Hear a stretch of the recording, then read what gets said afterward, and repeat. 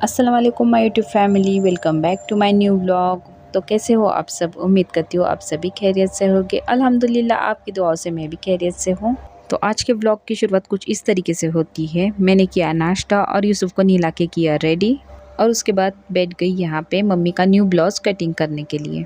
तो आज बहुत दिनों के बाद में मैं इस ब्लाउज़ पीस की कटिंग कर रही हूँ। शादी से पहले भी मैं ही अपने मम्मी के कपड़े सिलाया करती थी। तो मैं जब भी मम्मी के घर आती हूँ तो मम्मी मेरे से ब्लाउज़ सिलवा ही लेती है। मम्मी को मैंने सिलाए हुए कपड़े बहुत पसंद आते हैं।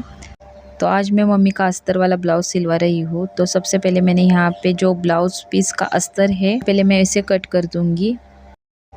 तो यहाँ पे मैं अस्तर पे चॉक से पहले मेजरमेंट कर लूँगी। तो यहाँ पे जो कार्ड शीट पेपर आप देख रही हो तो इस पे पहले से ही सभी मेजरमेंट किया है। तो इस तरीके से मैं अस्तर का जो कपड़ा है तो उस पे मेजरमेंट कर रही हूँ। मेरा फ़ैशन डिज़ाइनिंग का कोर्स वगैरह कुछ भी नहीं हुआ है। मेरी जो बड़ी फूफू है तो वो कपड़े सिलाया करते थे, तो उन्हीं से हम ये कपड़े सिलाना सीख चुके हैं। वो जब कपड़े सिलाते थे तब हम छोटे थे तो हमें वो बहुत अच्छा लगता था देखकर, तो वो देख देख कर ही हम कपड़े सिलाना सीख चुके हैं। मेरा कुछ भी स्पेशल कोर्स वगैरह नहीं हुआ है।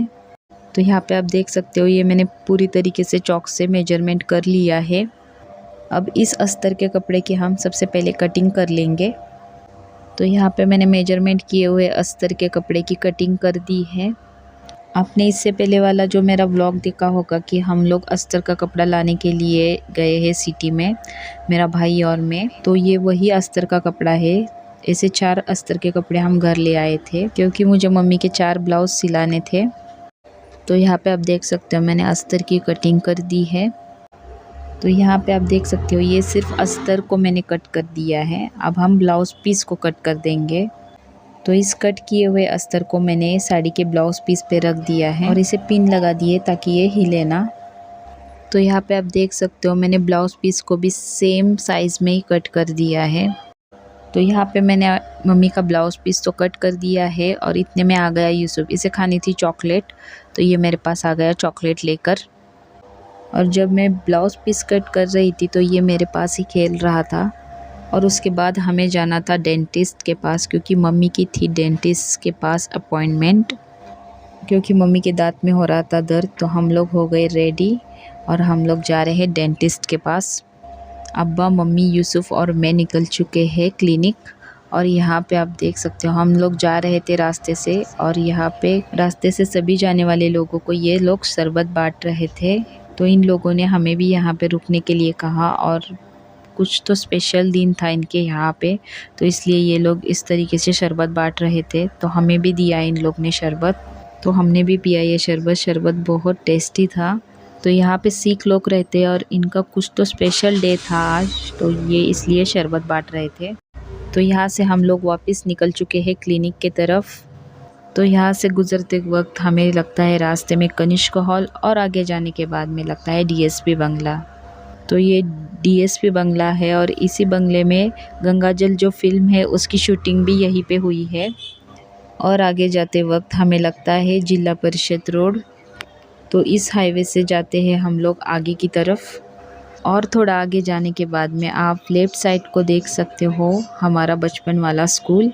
तो इसी स्कूल में मेरी दीदी, मैं और मेरा छोटा भाई पढ़ने आते थे। तो ये स्कूल की बैक साइड है, इसका मेन गेट आगे की तरफ है।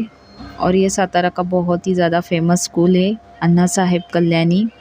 तो 10वीं क्लास तक की पढ़ाई मैंने और दीदी ने यहीं पे की है। ज़मीर बीच में से पूना चला गया था पढ़ाई के लिए। और हम लोग आ चुके हैं क्लिनिक के करीब। तो ये है गोडोली एरिया। तो इस क्लिनिक में हम पहली बार आ रहे हैं, तो चलते हैं अंदर। मम्मी जा रहे हैं आगे और मैं उनके पीछे पीछे जा रही हूँ। और अंदर जाने के बाद पता चलता है हमारे पहले एक ही पेशेंट है, ज़्यादा गर्दी बिल्कुल भी नहीं थी अंदर।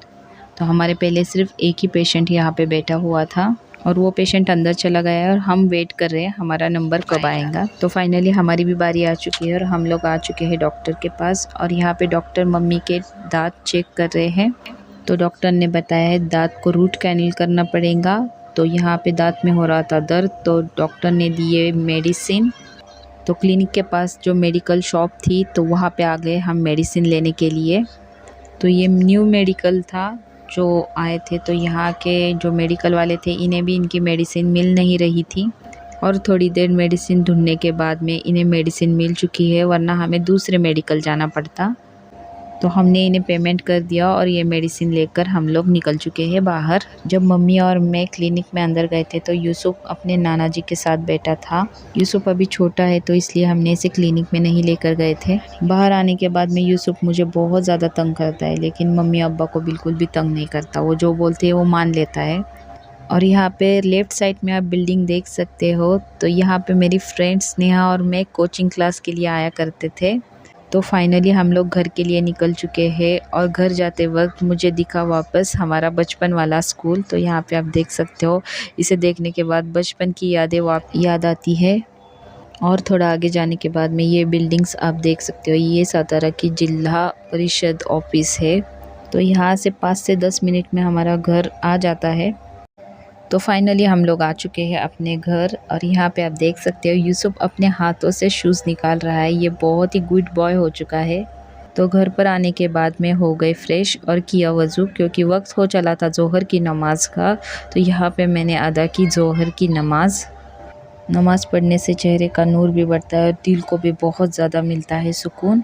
तो नमाज के बाद दुआ में मांगी माफ़ी और की खूब दुआएं सभी के लिए, और उसी के साथ साथ मरहूम लोगों के लिए भी की दुआएं, और उसी के साथ साथ थोड़ी सी पढ़ाई करके उन्हें बख्श दिया। और नमाज़ पढ़ने के बाद में बैठ गए खाना खाने। बहुत ज़ोर से भूख लगी थी। तो खाने में आज बना था मसूर का दालचा और मटकी का सालन। आज सिंपल ही खाना बना था। तो यहाँ पे आप देख सकते हो ये कपड़े सिलाने की मशीन। तो ये मशीन मेरी है, जो मैं शादी से पहले इस पे ही कपड़े सिलाया करती थी। तो आज बहुत दिनों के बाद में मैं इस मशीन का इस्तेमाल कर रही हूँ अपने मम्मी का ब्लाउज़ सिलाने के लिए। तो दोपहर में खाना खाने के बाद यूसुफ भी सो चुका था और यहाँ पे मैं अपने मम्मी का जो सुबह में ब्लाउज़ कट करके रखा था वही सिलाने के लिए बैठ चुकी हूँ। सिर्फ 2 घंटे में अस्तर वाला ब्लाउज़ पीस आराम से मैं सिला सकती हूँ। तो लगभग पूरे 2 घंटे होने को आए हैं और ये ब्लाउज़ मैं सिला रही हूँ। मम्मी को ये वाली साड़ी ईद के दिन पहनना है, तो इसलिए इसका ब्लाउज़ मम्मी मेरे तरफ से सिला के ले रही है। और यहाँ पे यूसुफ भी उठ चुका था और मेरा ब्लाउज़ भी कंप्लीट हो चुका था। तो यहाँ पे आप देख सकते हो ये ब्लाउज़ मैंने सिला दिया है। आपको कैसा लगा ये कमेंट करके ज़रूर बताइए। तो यूसुफ भी उठ चुका था। यूसुफ को शाम के वक्त खानी थी मैगी, तो मैंने उसके लिए बनाई मैगी। और मैगी खाने के बाद में यूसुफ को मिला एक बड़ा सरप्राइज़। पिछले हफ्ते में भी यूसुफ के अब्बू यूसुफ को मिलने आए थे और इस हफ्ते में भी वापस इसे मिलने के लिए आ चुके हैं। और यूसुफ हुआ बहुत ज़्यादा खुश। और उसके बाद में शाम में बनाए थे खाने में पूरन पोली। तो आज का ये मेरा व्लॉग आपको कैसा लगा ये कमेंट करके ज़रूर बताइए और आपकी प्यारी प्यारी दुआओं में मुझे याद कीजिए। अल्हम्दुलिल्लाह मैं भी आपके लिए दुआ ज़रूर करूँगी। और मेरे चैनल को जसीन खान्स किचन को लाइक एंड शेयर कीजिए और चैनल पे नए हो तो सब्सक्राइब ज़रूर कीजिए। मिलती हूँ नेक्स्ट व्लॉग में। अल्लाह हाफिज़।